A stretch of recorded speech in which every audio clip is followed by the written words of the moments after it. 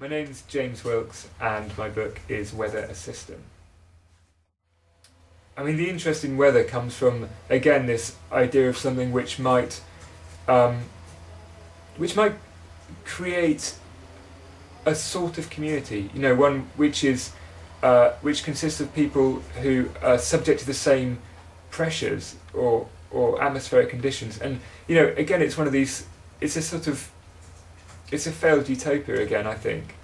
Something which promises a lot, but which you have to approach with circumspection. I mean, there's these fascinating kind of theories from the 18th century onwards about the way in which, like, a moral character might be formed by particular climatic conditions.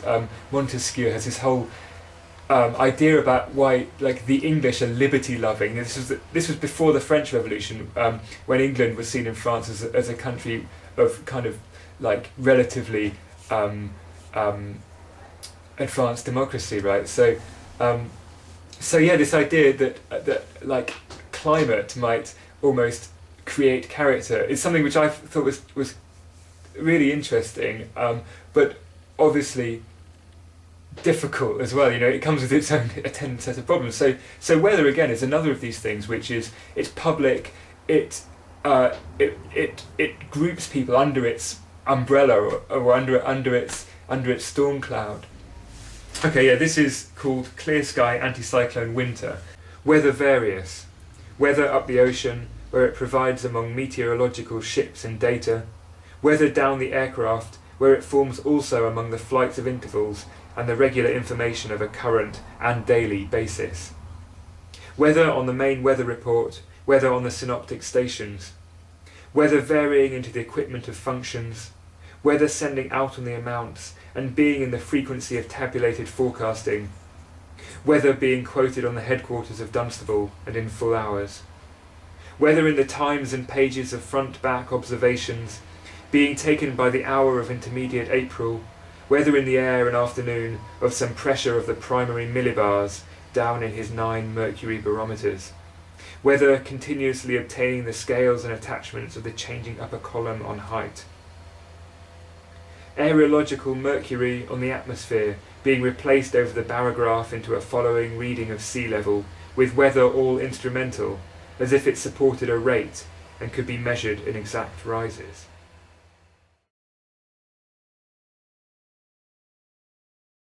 Well, I was into Ginsberg and Gregory Corso and Lawrence Ferlinghetti and that whole kind of, 60s American beat stuff, which I saw as really kind of, kind of liberating at that point for me. I'd had a sort of diet of Ted Hughes and kind of Coleridge and other English poets, and who actually Coleridge I still really like, but yeah, it was something very different for me. And then I sort of started to explore further and discovered other poets like Jeff Nuttall, who I still think is quite a big influence on me. The kind of mixture of lyrical and more experimental things he was trying out. So I guess those were the people that I was into, and I was also going to start to go and see poets reading their work, like actual live poets, poets who were around.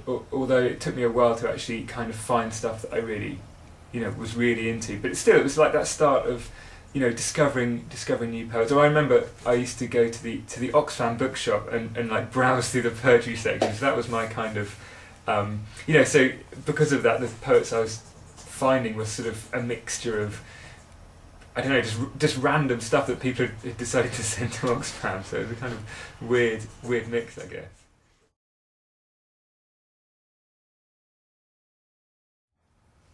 I mean, I write in all sorts of genres, all sorts of, done a bit of criticism, done a bit of drama, written a bit for theatre and radio and that kind of stuff. I've written some, academic stuff as well. So it all feeds in. It's all grist to mill, and I see those different areas as things that poetry can expand into as well.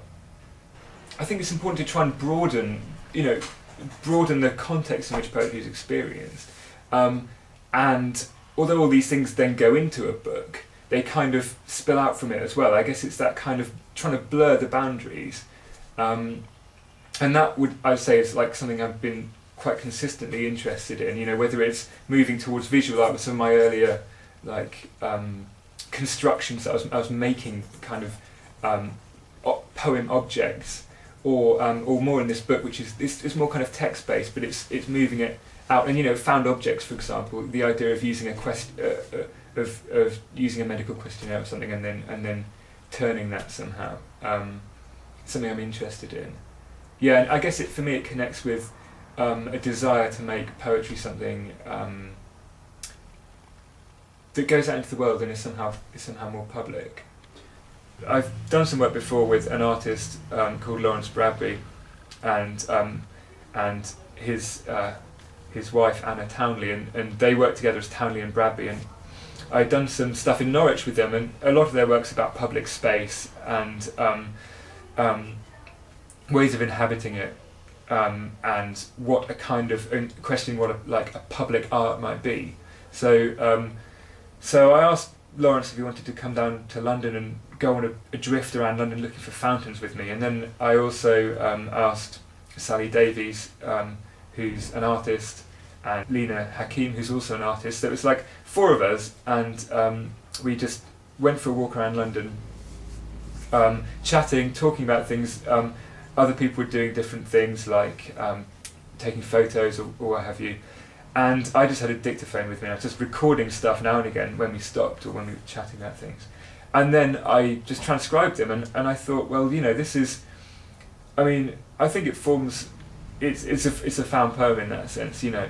But what I really liked about it was it brought together, in retrospect, some of the things that I've been thinking about for a while, like this question of civic, what might be a kind of democratic, civic kind of space, a public space. The fact that it's a conversation between friends, I like, because that kind of blurs the public and the private again.